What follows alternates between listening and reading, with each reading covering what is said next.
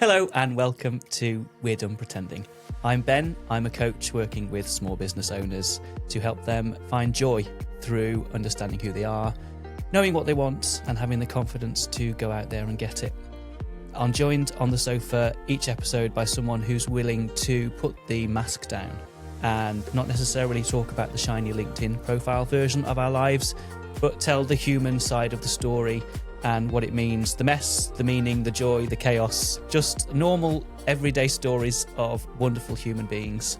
Hopefully by listening, you might learn something about your own story, you might feel less alone in something that you're going through, and you might be inspired just to give something different a go that might bring a bit more joy into your life.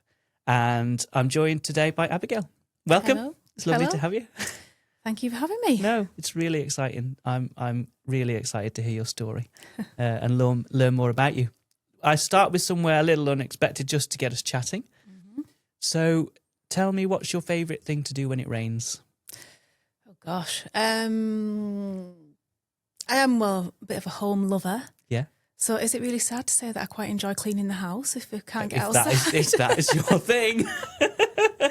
So yeah, sorting out the house is generally my go-to task if it is raining.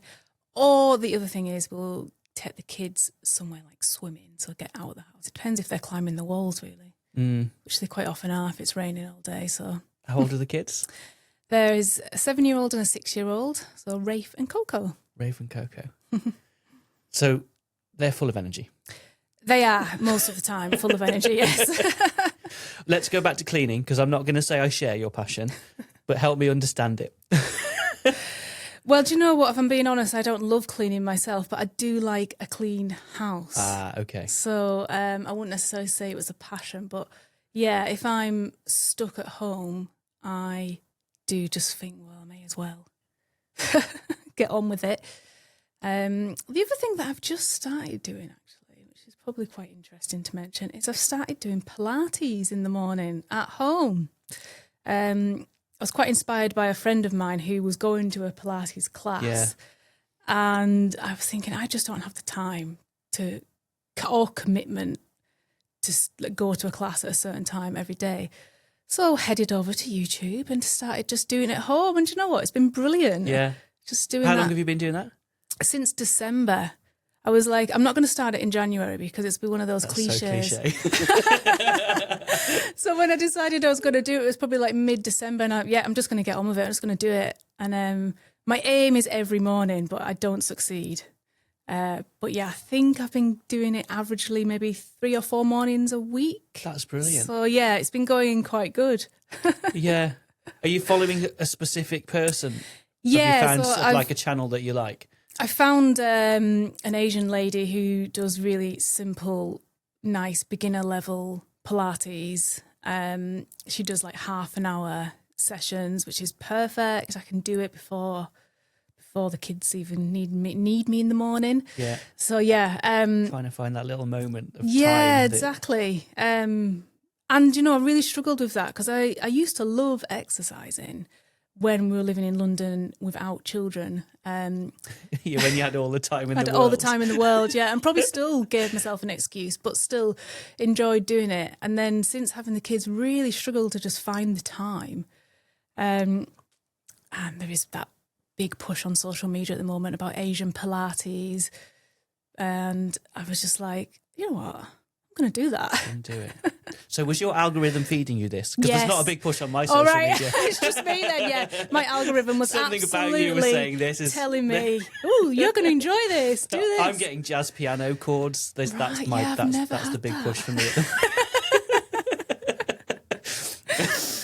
Obviously, we are fitting into certain types of stereotype, yeah. and that's how social media works, isn't it? It's how the world works. So, paint the picture for us. It's before the kids are up, is it? Well, just about. So my youngest, she gets up at about 5:45. We have a rule that we're not really allowed to get out of bed until 6 o'clock, and my alarm goes off at 6, so she knows. She doesn't really follow the rule. So we quite often just... It's more of a guideline. It's a guideline, yeah. she'll just come and get in bed and be like, Mummy, is it 6 o'clock yet? No, the alarm will go off. Mummy, is it 6 o'clock now? No, the alarm still hasn't gone off.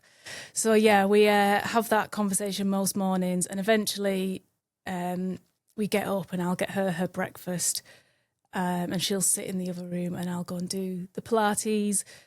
And usually by the time I'm done, my other child, Rafe, has come down and I'll get him his breakfast. So yeah, that's like it feels like a good time to do it because I've had to get up anyway.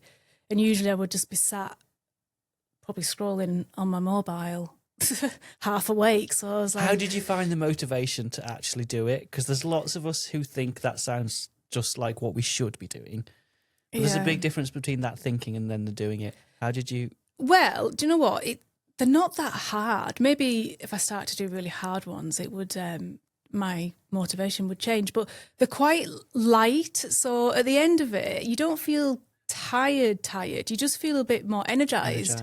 And I just thought I've got to do something. We're going on holiday to Tenerife at Easter, and I was like, I need to start doing some exercise. So, I'm 40 now, so it does change. Your body starts to change. So I noticed that those little small changes, and like, no, right, I've got to be a bit more focused on it, find a time that works and just go for it. And I did. So like I was not as good in December as I was in January, but January I'm like, right, no, come on. It's actually really easy. It's really good. It makes you feel better. I'm not doing anything else at that time in the morning, but I've had to get out of bed because my youngest is already awake and wanting a breakfast. So I was like, right, that's it. That's the time. So yeah, so far so good. I mean, I'm not saying I'll keep it up forever, but we'll see. 3 months is good. Yeah, it's better than a few weeks. Yeah, and then we've like binned it off already. Exactly. Yeah, and still hopefully, going as strong. the mornings get lighter, it just becomes easier, not harder. Yeah, definitely. Yeah. So we've done breakfast. Keep us going. Daily routine of the so life of Abigail. Once everybody's fed, it's the usual upstairs, teeth brush, get them dressed into whatever uniforms, which is also a bit of a task because, it's PE, it's swimming, it's normal school uniform, Woods Day uniform. So there's lots of different uniforms to remember. Then when we're ready, all pile in the car, drop them off at school. And then my day starts to begin. So either I'm going straight back home to work on a project, or at that point I am travelling somewhere. So, for example, today, directly after dropping the kids off, if I've got any site visits that I need to do, or if I want to go and see a client, I will then go off to see that client. I tend to work within Cumbria and Lancashire. So, averagely it'll take me between half an hour and an hour to get where I'm going. Awesome. Yeah. And then I'm always on a bit of a clock watch because I have to make sure that I'm back in Kendal by 3 to pick the kids up. So yeah, that is basically my life, my day-to-day life. How does it feel? It feels great, yeah. I mean, I feel really lucky to be doing what I'm doing. So yeah, starting off my career as a fashion designer down in London, that was directly after university, then staying in London and working for about 15 years, I think it was in the end. Great career in fashion, then met my husband, we had some babies and then COVID happened. So it was that moment of, are we going to move back to the north or not? And that classic, after you've had a baby, I'm sure lots of women have experienced this, that I was working full time and the company I was working for wanted me to go back full time, and that wasn't going to work. I think I was going to have to leave the house at 7 a.m. to get to work, and then I wouldn't be getting home till about 7 p.m. And when you've got a newborn baby, that means you're missing their entire day. So yeah, we're like, right, we've got to make this decision and we're going to move back to Cumbria. And we did. So we moved back to Cumbria, settled in Kendal, so my husband can still work in London. And that's when I decided to segue into interior design and set up my business. Did a little bit of training just to kind of get to grips with some of like the CAD programs, but basically just kind of went for it using my fashion background, my design skills within fashion, and just like transferring everything over into how to make it work for a home. I mean, I feel like I've always been interested in interior design as well. It's always been a passion, just a personal passion. So, it wasn't, it was just a really nice project at the beginning to like see if I could get into it and do it. Into my 4th year now, so it's going quite well. Brilliant. Yeah, congratulations. Thank you. Right, there's a whole lifetime in there, so I'm going to have to go back and we're going to have to like work through some of this because there were some big moments. Things. Let's start with fashion, or maybe let's wind the clock slightly back. How you ended up doing that fashion job in London, because even that bit of the story is just fascinating. So where were you born? Let's start. Where did you grow up? So I grew up in Askham-in-Furness. So it's a tiny little village near Ulverston. Yeah. Went to school went to Dowdale Secondary School, which is in Dalton, which is not much bigger than Askham. See, we have to understand how this girl from there ends this up tiny place with a fashion job in London, don't we? Because that's a movie. Yeah, and then went to Barrow in Furness Sixth Form College. And what were you studying? So at Sixth Form, it was art and design and fashion and textiles were the 2 main subjects. And from there, did my art foundation and then got accepted into Central St Martin's, which is one of the best fashion schools. Where did that come from? What? Well, do you know, my tutors encouraged me to apply. It's like that UCAS, is it what you call it? Route B. So it's like the slightly higher end, slightly harder to get in university. So you've already got your place. I think I was already being accepted at Manchester University. And it was just a bit of like, oh, well, I may as well apply and just see what happens. And I got in and I couldn't believe it. I was like, right, that's it. I'm going to London. But what was the drive? Well, it was interesting because my sister, I've got an older sister, and she'd been at Manchester Uni, and I think my mum really liked the idea of us both being at Manchester. And she really didn't like university. She used to come home all the time. Now, Manchester isn't that far away. It's, half an hour and a half on the train or something.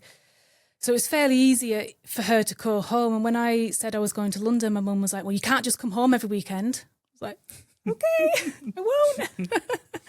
So I think she was trying to scare me a little bit and like, are you sure you want to do this? But I think I went to London and didn't look back. So I just loved it. Obviously, it was a bit of a culture shock when you first get there and you've got to try Tell us about the first. Can you remember the first day? Can you remember arriving? Yeah, well, I think I remember arriving into the halls, which was on Poland Street in Southwark in London. So it was fairly central London.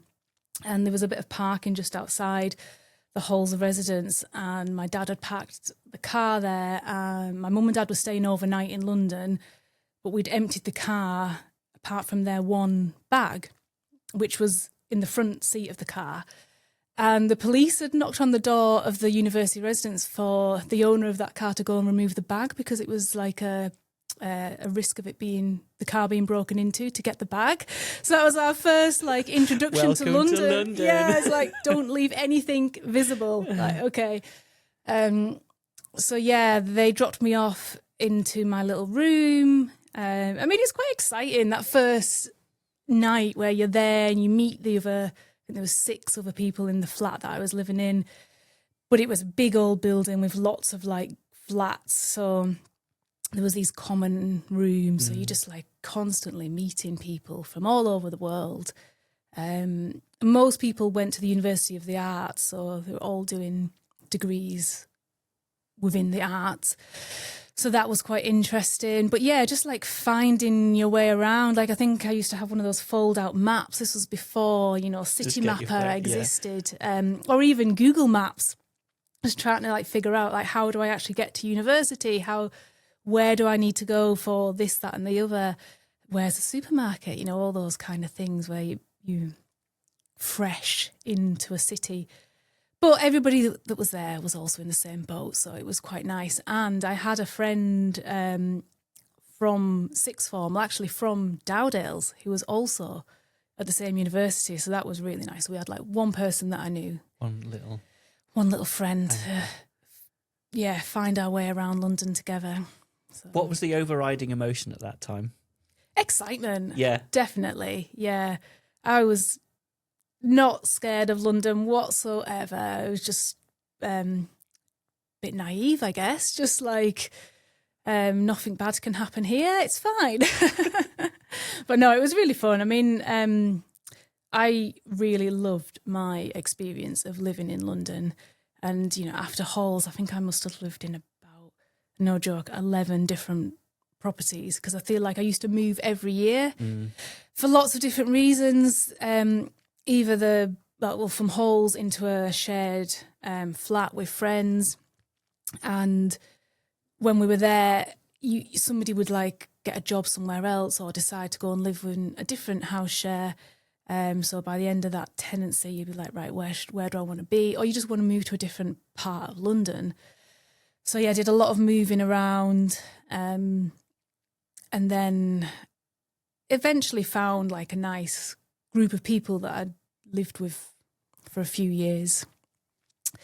And ironically, that's how I met my husband, because I used to live with one of his friends. That's how we met. Okay. Yeah. And then the rest is history. The rest is history. So when you graduated, what were you applying for, and where did you end up? So when I graduated, I'd done a fashion design course, so I was just looking for any kind of starting job in fashion. I did some work experience at Mulberry, which was a high-end fashion brand, which I really loved. But in the end, started to work for High Street because it paid for a start.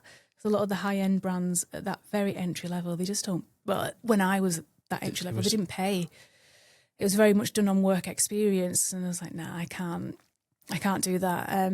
So I went for a job that paid in the fashion industry for High Street, and just built it up from there, really. And like I said, worked in Topshop for a while, and then moved over to ASOS for a while, and eventually became just a senior dress designer. Because as you work in High Street, you kind of get a little bit, it's not pigeonholed, but you start to kind of develop as a single unit designer. But yeah, it was really good. I enjoyed it. For those of us who that world we only know through films, or I don't know, magazines. Well, it's not as glamorous. Yeah, can you please tell us what it's actually like to be working in London in high street fashion design? It's stressful. Yeah, there's a lot going on there. You have to work fast. It is fast fashion. You've got to produce it fast. You're always producing new collections. You're always working, trying to find new fabrics, bringing in something new, something different. You obviously are inspired by what's going on the catwalk, and how that translates can be very different, as we know. But sometimes it is just finding like a really cool new fabric to work with to bring that look into mainstream fashion. But yeah, it's long hours. It's quite stressful. It's fast paced. You don't get invited to loads of high-end fashion parties. Certainly I didn't. Maybe some people do. But it's very much like you're just a cog in the machine of a big organisation who is there to do a very specific job. So, yeah, I mean, like, I did get to do some really amazing shopping trips where you get paid to go abroad and shop. So yeah, that was a real highlight. In my career, I went to Paris quite a lot of times, LA, Seoul in Korea, Sydney in Australia. So yeah, I did a few really cool shopping trips. And that is fun. Like, your small team of people go to these places, you get given a budget, and you are there to buy clothes. You're there to look at, what is that city doing, what's different. And you might be quite focused on what you're looking for. So it might be like summer season clothes, or it might be winter season clothes.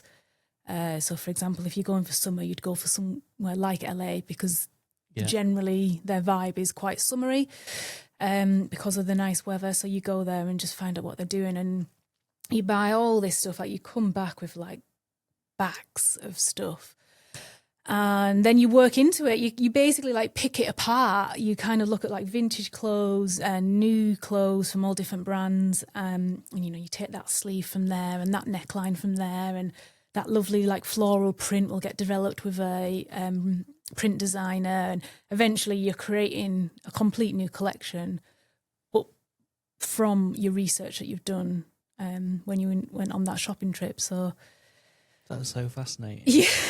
I know you said it was a production line, but is there a piece that stands out? Could you tell us the story of a dress of one dress? From gosh, there's been inspiration to it hanging on the hundreds. There's been like key moments where you've been on a night out with your friends and you've seen like people wear a dress that you've designed. You're like, ooh, that's the the Amelie dress that we designed for Topshop. But I mean, it's never just one person that's involved in it, so it's not like your design. Yours. But yeah, it's quite fun when you see people wearing it. And I did this like not featured top for Topshop once, where it was like had this like knot feature on the arm, and that was from a vintage Marc Jacobs dress that we'd bought when we were in LA, and we'd made it into a little t-shirt top, and I think Topshop must have produced it in every colour you could have imagined, and then it started to appear in New Look and all the other high street shops, because that is basically what they do. Anything that looks like it's selling really well, they just kind of make a version of it. So yeah, that was quite fun, because you're just like, that it was very relatable where that feature came from, and then was produced for one retailer, and then it starts to pop up everywhere, and you see hundreds of people wearing it. So what role does fashion play in your life then, and clothes? What's your relationship with fashion and clothes? I love it. I love it. I just wish I had a bit more money to spend on it. But don't we all? I think in my upbringing, my mum has always been very fashionable. And I think I was maybe influenced to go into fashion from her. And she also influenced my interior world, because she's always kept a really beautiful home. And I think that kind of process of shopping with my mum, like putting outfits together when you're out shopping, and putting a look together at home when she might be thinking of updating a room, and we'd go to the wallpaper shop with her, or Stoller's in Barrow, where we'll pick out a sofa and look at colours, and that process and understanding that it doesn't happen overnight. You have to like think about it for quite a long time and do your research and get out and find all the different bits. And I think the two things are very similar. Like if you love dressing and the art of dressing, it's not as easy as just going into a shop and picking up a dress and that's it. It's about like, what do you wear with it? What do you wear with under the dress? What do you wear on your shoes? What jewellery do you put on? What handbag do you wear with it? It's that complete look that I think makes somebody who can dress really well stand apart. And I think the same in interiors. You can do it a little bit like where you might just go in and just think, yeah, I like that sofa, I'm going to buy it. And you get it home and the sofa looks nice, but then you realise that the rest of the room actually now doesn't quite work. And that process of actually you need to think about everything before you make any purchase. And I think I learnt that from my mum, and she'd have like the idea, but then she'd have to like figure out what else is she going to buy to make it all work together, which then would influence, the wallpaper, the wall colour, whatever is going into that space. So yeah, that process, like learning that process of building something up from, you might just have like one thing that inspires you and then you build up from there. I love that. Yeah. So I like to weave the threads through.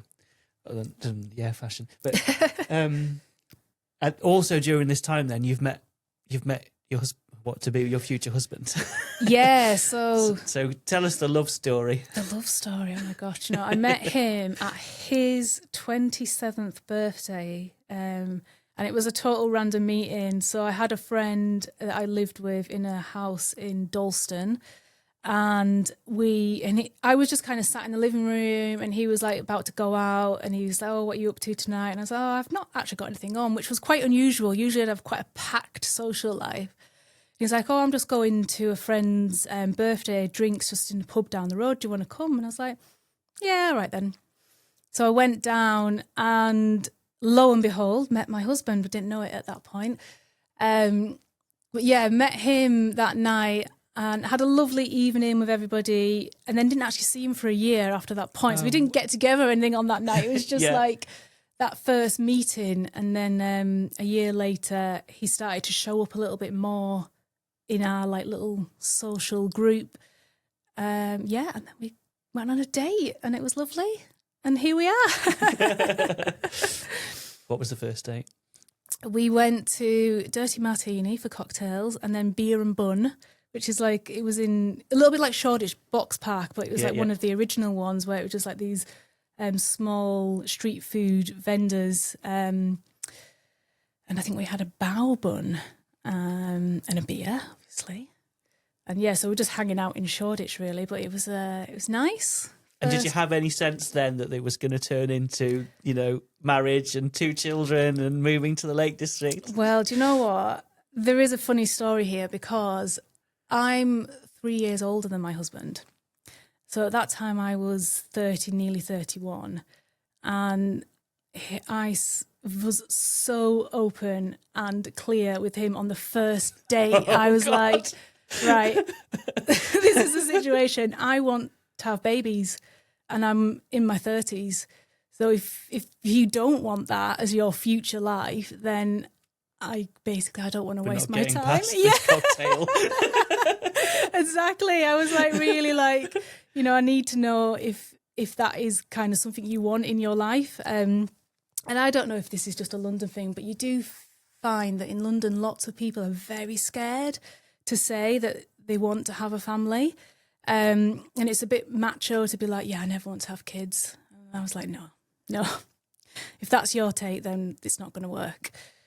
So yeah, I didn't mean like we needed to start a family that night, but I was just like, I need you to be on board with that's what I want. So if it isn't what you want, then this is your opportunity to run. So yeah, and he was like, yeah, I want a family eventually. I was like, great. Well, let's carry on then. You passed the first test. Yeah, passed the first test and went from there. Yeah.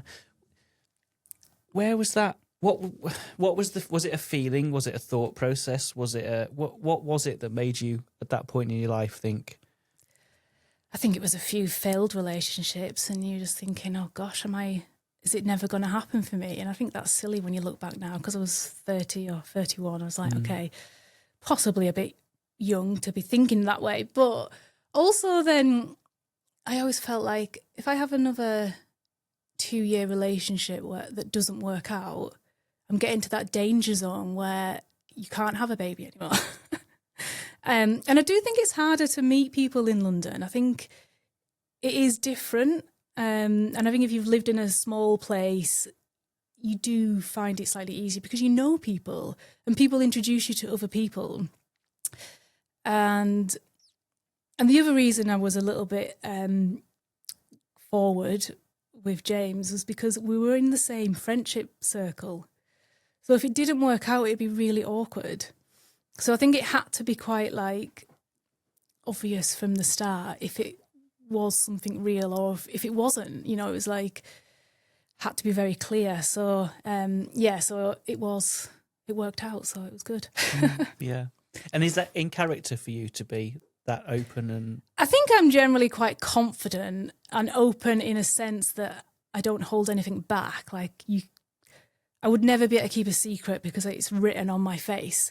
Yeah. So I'm not very good at holding anything back. But I would never be quite that forward on a first date. But the situations were different because we were from the same friendship circle, and it would have been bad if we'd have been together for a long time and it didn't work out than just being on one date and it not going anywhere. You would have still been able to be in the same friendship circle. So I think that was the reason. And remind me, did you have both children in London? We had Rafe in London, and then we had Coco in Cambridgeshire. Right. So we'd just moved outside of London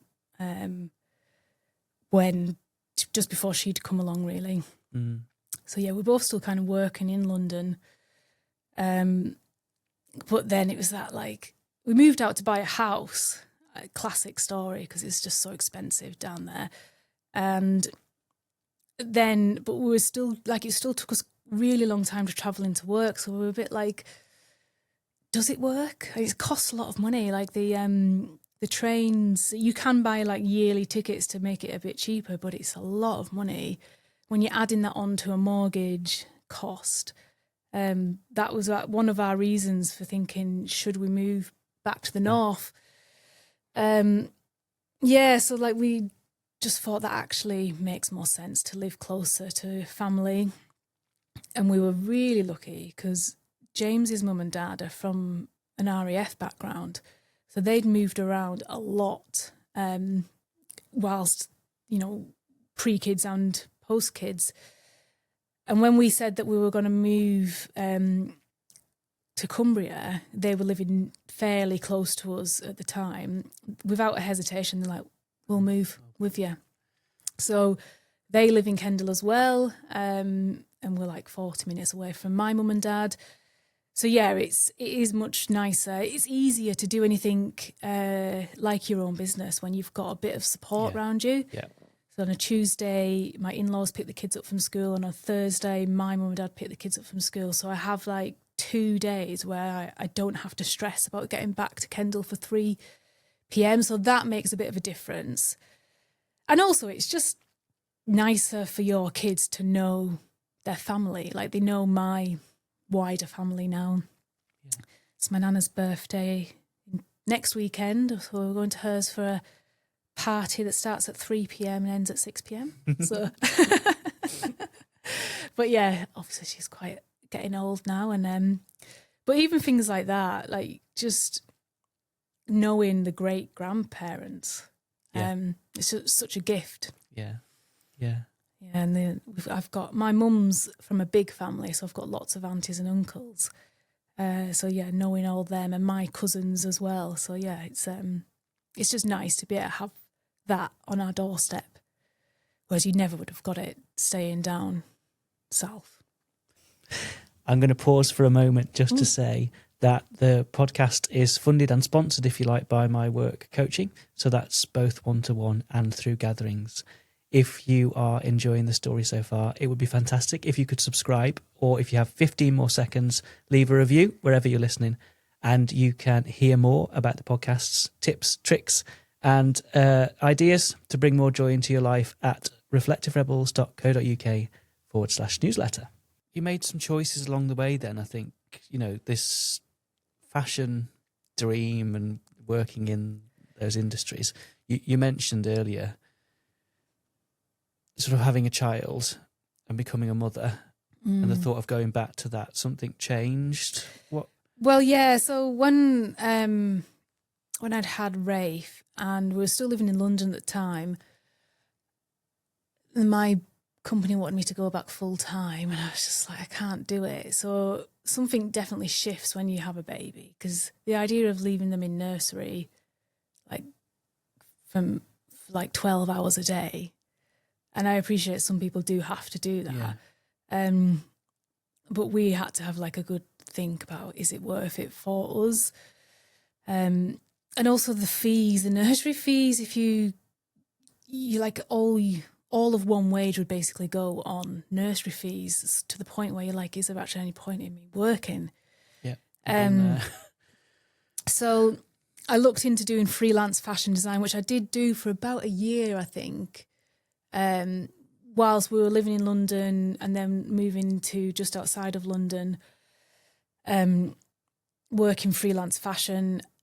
And then actually, even when we moved up to Cumbria, I still was doing it a little bit, but it was increasingly difficult. And a lot of the businesses were based in London, and they wanted you to really be in London when you were working, even if it was freelance. They wanted you to go into the office, which was never really possible.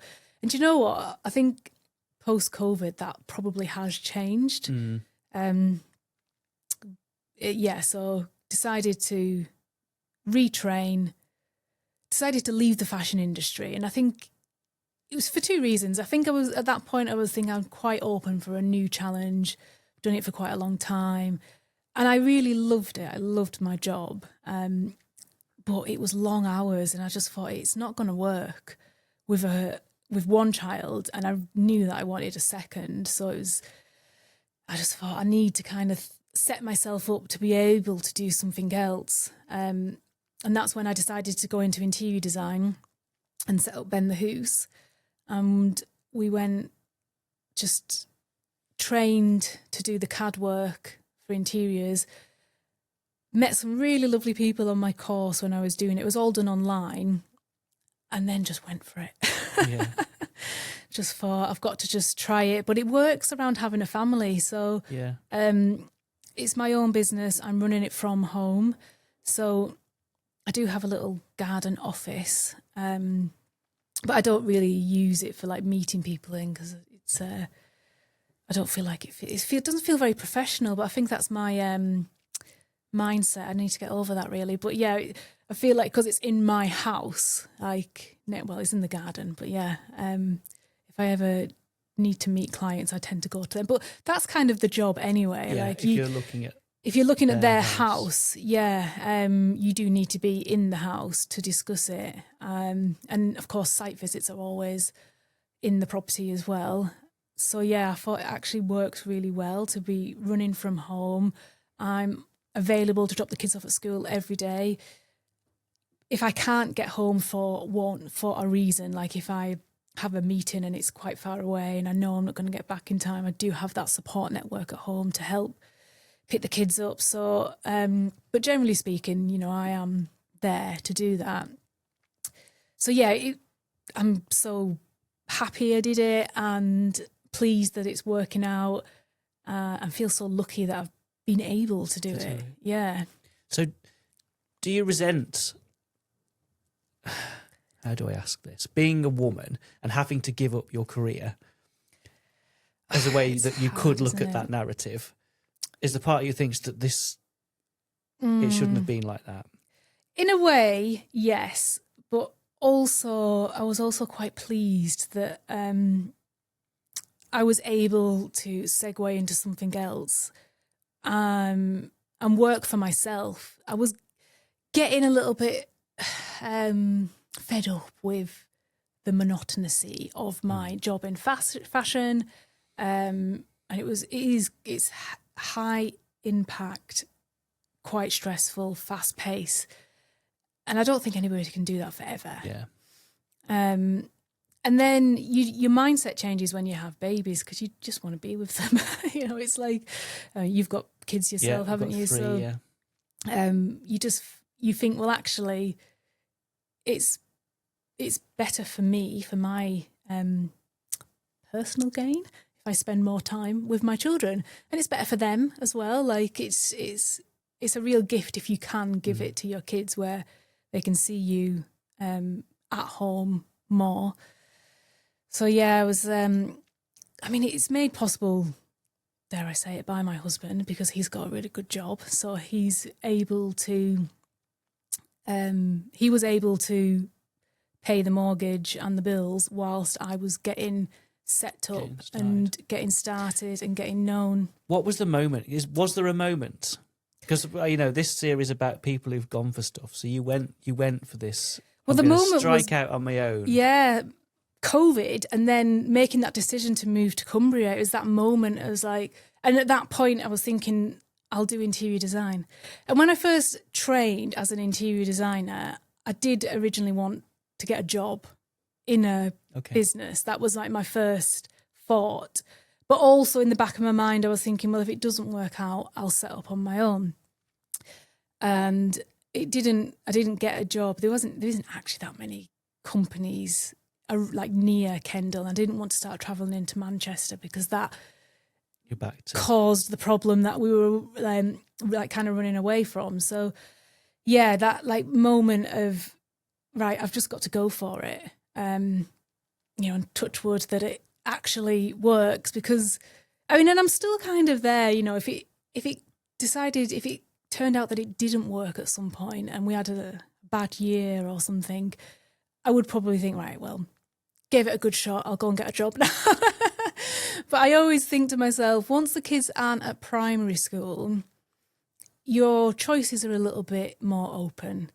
They don't need you to drop them off at school anymore and pick them up every single day. It means that you can work more if you want to. So like I do think, if for whatever reason it starts to not work out, I won't be necessarily tied to this dream of like I must have my own business. I'll always just try and do what's right for my family first. And I'm hoping it's this forever, because it's a very nice job. Are you enjoying it? Oh, I love it. Yeah. I absolutely love it. Yeah. I everything from single rooms, like sometimes I'll just go in and do at the moment I'm doing a bedroom for a 12-year-old, or just like commonly I get asked to do like living room, dining rooms. It could be like an open plan kitchen, living room, dining room, but the kitchen's already done. So yeah, that is quite a common ask. Or sometimes it'll be like the ground floor. Again, usually people have just had a kitchen company come in and design a kitchen for them, and then they want to do the rest of the house, but they don't know where to start. So that's quite a common thread of people just thinking, oh, actually, I'm just going to get some help to come in and help do it. So yeah, it's... but yeah, I just love it. I love doing the big projects, the small projects. I've not ventured into commercial interior design yet. I think that would be the business growth angle if I was going to go into that sector. But it is there's a lot more regulations that you have to follow. It's definitely not as easy. And it's scale-wise just much bigger. So there's a lot more risk involved. So yeah, I think for now I'm quite happy with residential interior design. But if a small bar or cafe ever approached me, I think I'd be quite happy. You're not going to say no. Yeah, like quite a nice small commercial space would be good. I do have a bit of a dream of doing a hotel. I think it would be really fun to do a hotel, but I do think it's a long time down the road to get to that point. But yeah, I do. I'm a bit of a big dreamer, a bit of a like I can do anything attitude, until you get you land that job and you're like, oh gosh, how am I going to do it? Suddenly panic sets in, and then you have to calm yourself down and think, no, I can do this. Follow the process, and then you can always get help if you need it. So there are still moments of panic. Of course. Because that's what this is about, the weird unpretending. Oh, gosh, we can have the most successful business ever and it could be our best year, but then that doesn't mean there's not doubt and panic. And panic will come on a daily basis. Like, a client might ask you a question about something. And you're like, oh, I don't know the answer to that. So you have to think on your feet, like, I'll just have to tell them what I think and then go and research it and make sure that is correct. But yeah, I think that's what terrifies me a little bit about commercial interior design, because there are a lot of regulations that you have to know. So panic would set in. But I think panic is a good motivator as well. It really makes you focus on something and learn and, draw from your network of people that you know that will know the answers to these things. And it really like focus your attention on making sure you know the answer. So yeah, of course, there's always moments of panic when you take on a new client. I feel like with the residential now, especially if somebody comes to me with a small project like a 1 or 2 room, it's like it's the bread and butter. It's in your comfort zone. Yeah, really comfortable. I know that I can deliver. I know that I can make it look really beautiful. The bigger projects, the ones that are like back to brick renovations, or it might be I'm working on a barn renovation at the moment, which is a huge project. And there's been moments in that project where I'm like, oh gosh, that wall is definitely not straight. How are we going to deal with that? Or it's got some really lovely old beam features above the windows, and I had to really think long and hard and do research to what kind of window treatment are we going to put there, because we don't want to cover up the beam, so curtains might not work. And there's always solutions, and you find those solutions, you present them to the client, and essentially you let the client lead on what they want. But yeah, like my job is to think about all those finishing details and make sure that if there is an architectural detail that we're using it to the advantage, that it's going to look beautiful in the room. So yeah. What's holding you back then from that growth, from those things so you said panic's good, but well, do you know what? I've not been approached to do it, so I feel like that would be the moment that I would go for it if somebody actually approached me to do it. What would it take for you to reach out? Gosh, I don't know. I mean, I'm always trying to think of ways of, how you can diverse your income streams and think about who could I contact, I've just recently started to go out to like building companies and just a friendly hello, this is my brochure. If you have clients that you might be building a house for, but they're asking you loads of questions about finishing details that you just don't deal with, then maybe you could introduce me. Or it might be that they're building like a scheme of houses and they want a show home, so that kind of angle. So these are like baby steps into commercial, because a show home is more of a commercial project because you're doing it for the company rather than the private client. So yeah, I'm looking into doing these kinds of things before I start to approach bigger commercial projects. And I've done offices in the past, which again they are definitely commercial, but slightly easier than a commercial building that's going to be used by the general public. And like I said, like I'd love to do a smaller restaurant or cafe, just because the physical size of it is easier to manage.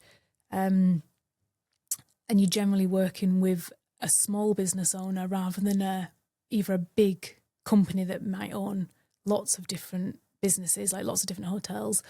Or I suppose a boutique hotel would be quite good that is just owned by an individual rather than a bigger company. Yeah, so I'm exploring the options. Watch this space. So what is next then? You said you turned 40, did you say? Yes. Yeah. So was that a big thing? I've just turned 42. How did it feel? Was it a thing or not? Well, I made it into a big thing.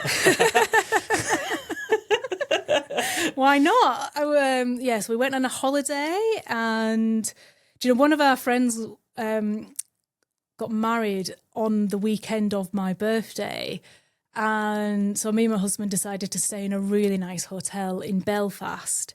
So yeah, like we really made he really made it special in that sense. So, and he bought me a very nice present, and I was just like lapping off all the attention.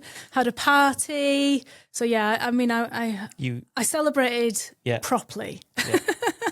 It didn't go unnoticed. I'm not that type of person. And did it make you reflect on what's next? Yeah, I think everybody slightly dreads it, and I think I did slightly dread it, which is why I was like, no, I'm just going to celebrate this in a big way. Because you feel like you're kind of halfway through life a little bit, and you should really have everything in place by now. And I think I'm very much still building my business. It very much is still a small business. And you have the normal struggles like, oh, can we afford that holiday?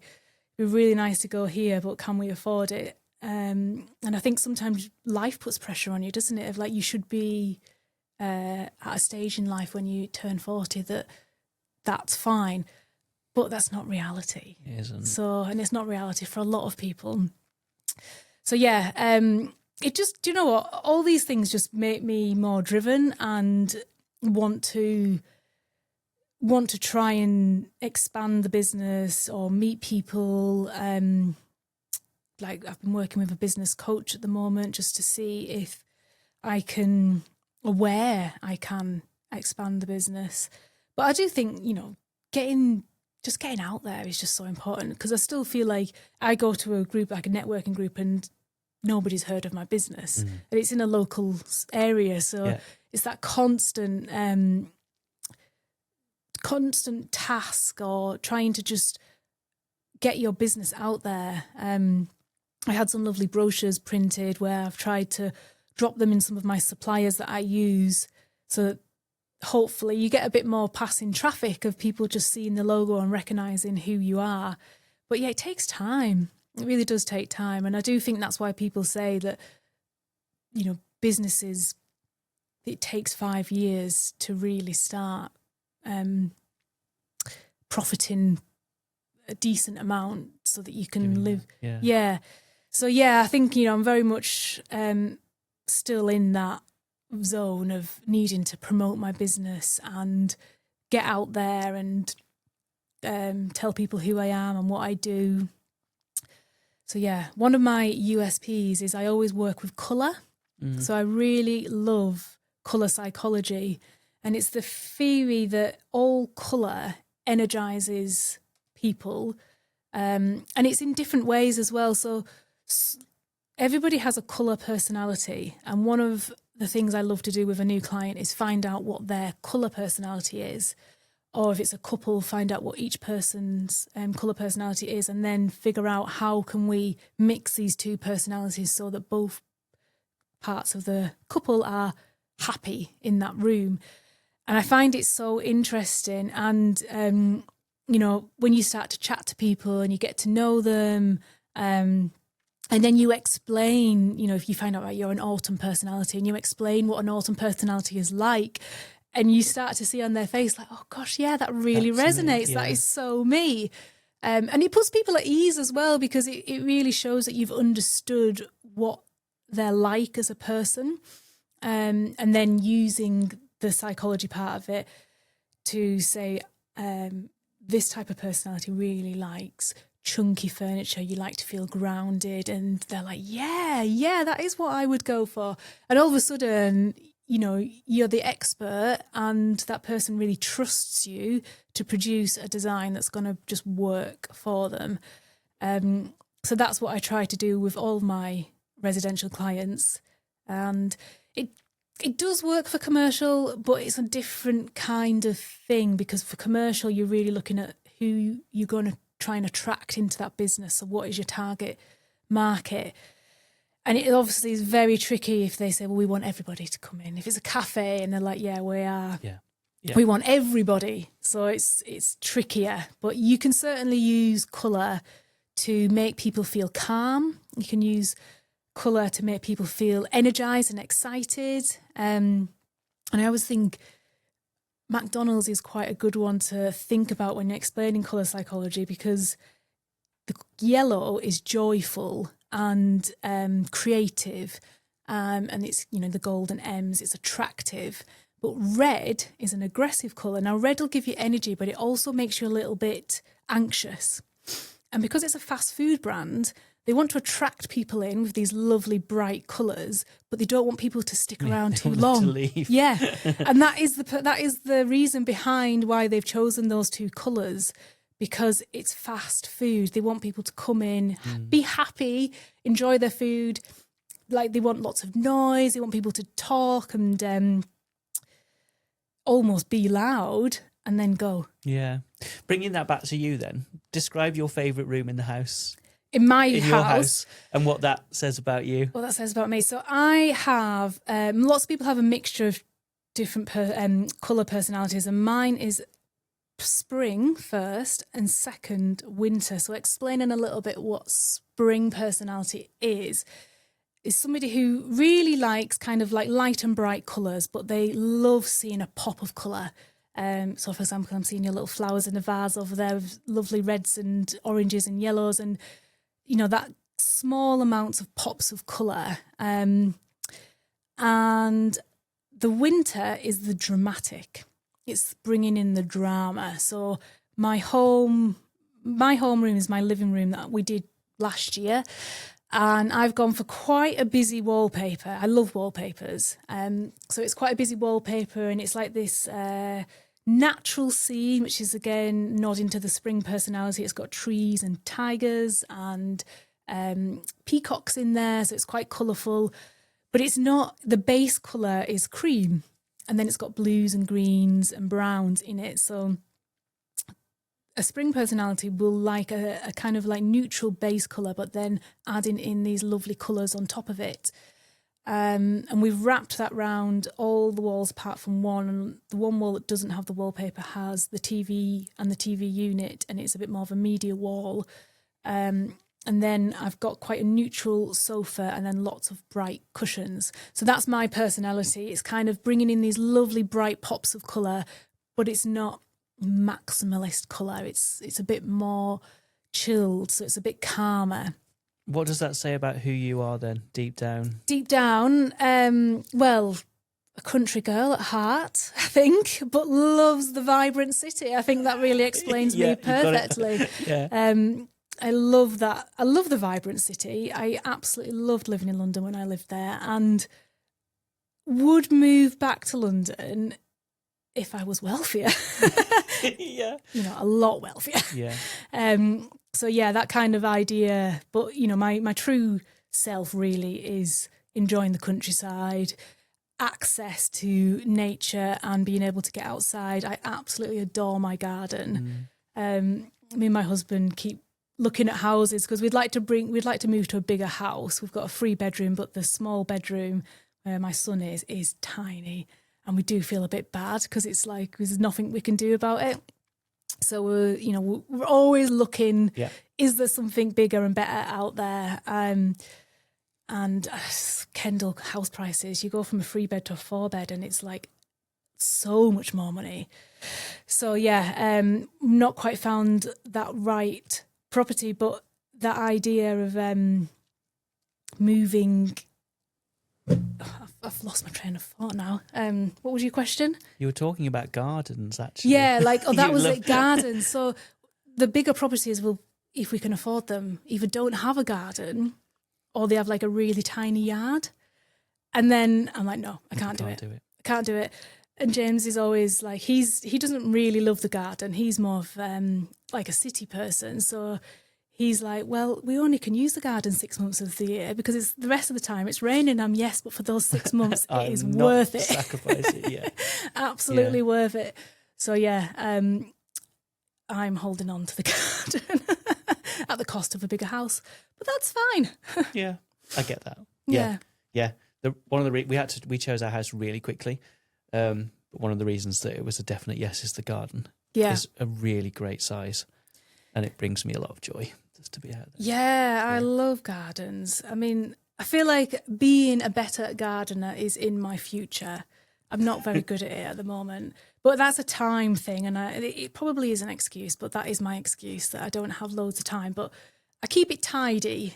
We haven't really got loads of like colourful plants, which is something that I do want eventually. But also I'm very much in the mindset. Can't do it all. And I just will not invest into it until I am ready to actually look after it. Otherwise, I think it'd be even more upsetting. It's time to wrap up, but I'd like to ask if you could go back and talk to that version of you that was about to go on that date, that had all of those worries and concerns and thought time was running out, what what would you say? Would I do it differently? No, what would you say to that person, that version of you, knowing what you know now, that was just feeling relax? It will happen. And just like trust yourself to just be who you are, and be able to meet the person that loves you for being you. So yeah, I feel like I'm very lucky. Got a great husband, and he does support me, and he's given me everything that I asked for on that first date. I've got babies and a house. So yeah, but there maybe wasn't the worry that I was feeling at the time. In hindsight, hindsight's a great thing, it's isn't wonderful, isn't it? Yeah, yeah. Oh, thank you so much. Well, That's been absolutely fascinating, and I've learned lots about worlds that are totally alien to me. Yeah, it's been really interesting chat. Thank you very much. It's been great to be here and talk about me. Yeah, exactly. Thank you. And thank you for listening. If you have found Abigail's story interesting, I hope there's some reflections in there for you. I think the message at the end of trust yourself and trust in who you are is a really important thing that we could remind ourselves daily and get a lot out of from life. So I think that's fabulous. Please do subscribe and leave a review wherever you're listening. And if you want to know more, you can join the newsletter at reflectiverebels.co.uk/newsletter. Until next time, thank you.